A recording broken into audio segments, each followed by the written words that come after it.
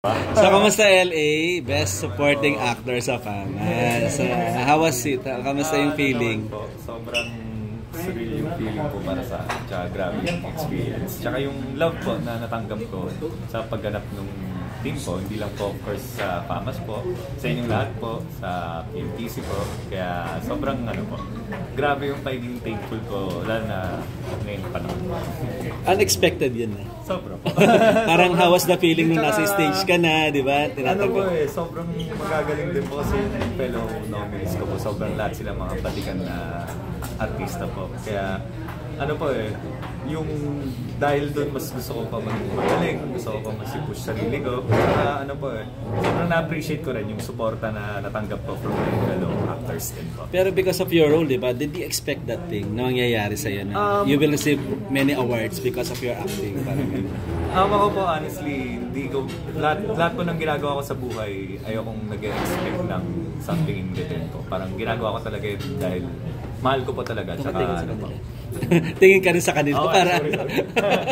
Nakita mo yung listahan ng nominees. Yes po. Kanino ka kinakabahan? Sa kanilang lahat po eh. Kasi of course si Kuya Pepe Herrera, kasi I really look up to him po. Siya po yung isa sa naging role models ko na rin sa industry. Tsaka yung sila Enchong D, lahat po. Yung pinanood ko rin kasi yung performance nila, sobrang masabi ko lang isang karangalan na makasama ko sila sa gano'n. Halimbawa, offer ako ulit na role na as a special child, papayag ko. Opo, kahit anong trabaho naman, masama yung trabaho.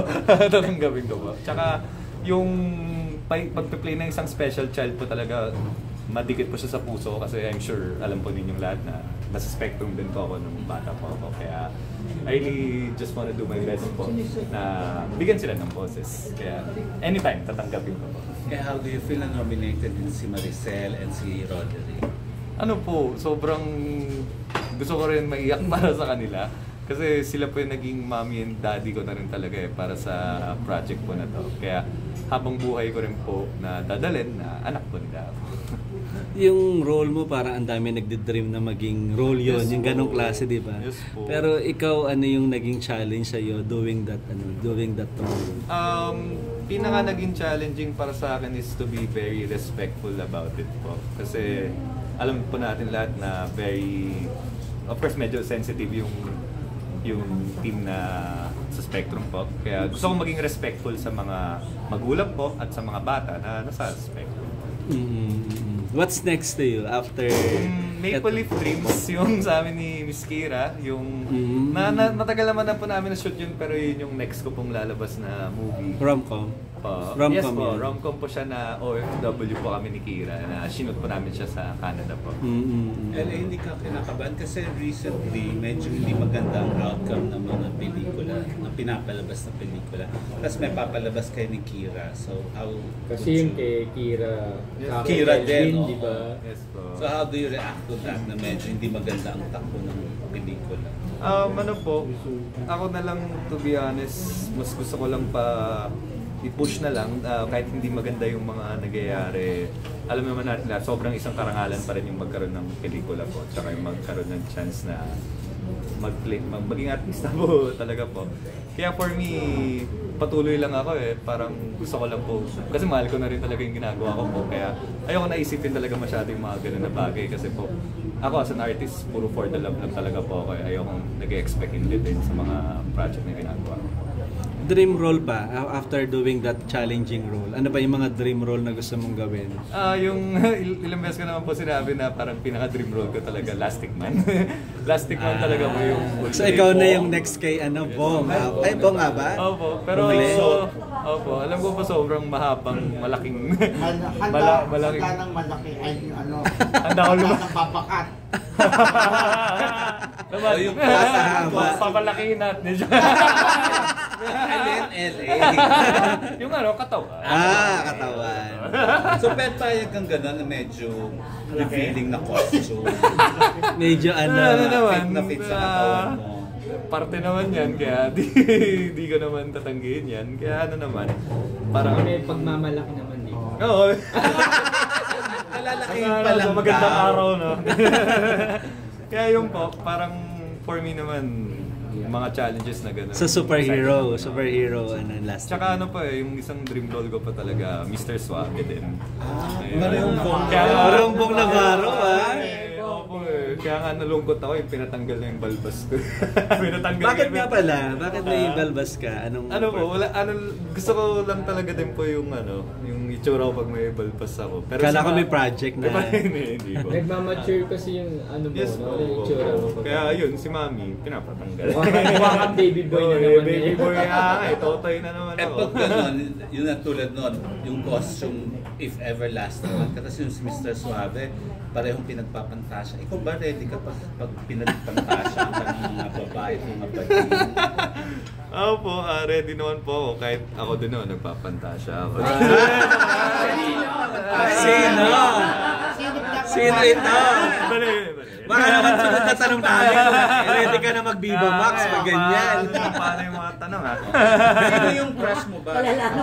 Palala. O hindi pantasya. Sino yung Dalawa crush lang mo naman actress? crush ko. Yun, si Miss Kira, tsaka si Janelle. Ayun. Alam na yun nila dito. Pero actually ngayon, kahit pareho po silang very good friend ko naman. Tsaka pareho naman nilang alam na pinapantasya ko. Paano pinapantasya si Kira muna? Ano yung fantasy mo nasan kay Kira? Pinapasaya lang siya. Dinadala ko sa beach, gano'n. O si Janela. Wholesome ako magpantasya. Wholesome tayo. O si Janela, sumunod ulit. Zoo naman, zoo. Porkit Valentino siya. Yun. Kasi siya sobrang animal lover siya. Kaya yun.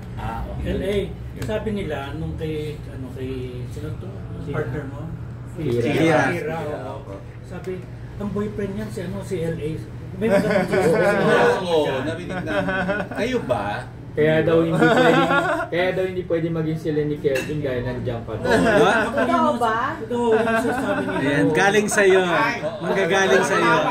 Totoo ba o hindi? Kayo na. Pero for me naman, choice na ni Kira. Nasa kanya pa rin naman yun. Ako naman parang gusto ko lang siya supportahan sa mga ginagawa niya. Ganun. Kahit anong So project nanliligaw niya. ka ba? Sabi mo hindi o hindi na. Jowa na daw. Sabi mo kanina hindi o hindi na. Hindi. Hindi pa. Hindi na, hindi pa o hindi? Hindi na pa. Hindi na pa. Hindi na pa. Ano talaga?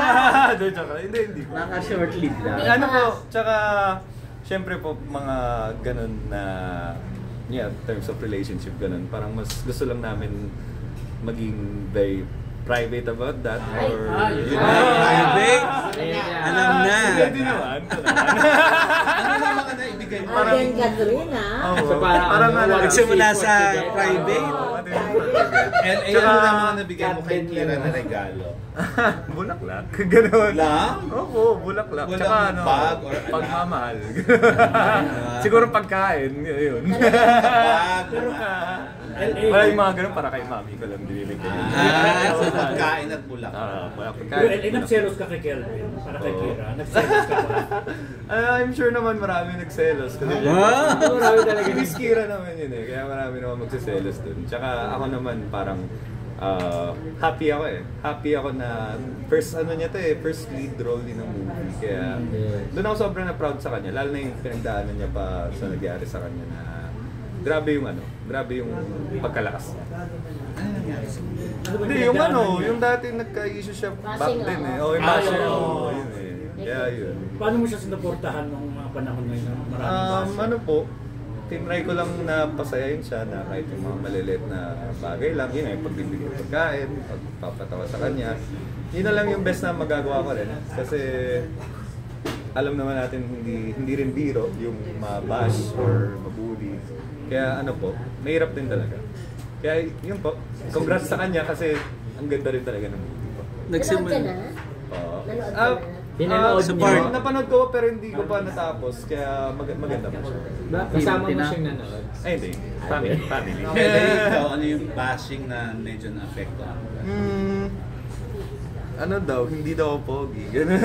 Hindi totoo yan ha. Hindi po, may lalabas. Sorry, babalik ko, may lalabas daw. Pero yung masagot ko lang po yun. Apektuhan ka. Ako sa totoo lang, wala po talaga eh. Pag binash ng mami ko, doon ako ma-apekto. Nilalabas daw. Ay kay mami, Good thing wala pa naman. Kasi kung meron, makakatikim Yun. makakatikim yun sa akin. Tsaka ano po si Mami naman, very loving at helpful sa lahat. Pero yun sir, sabi mo nga,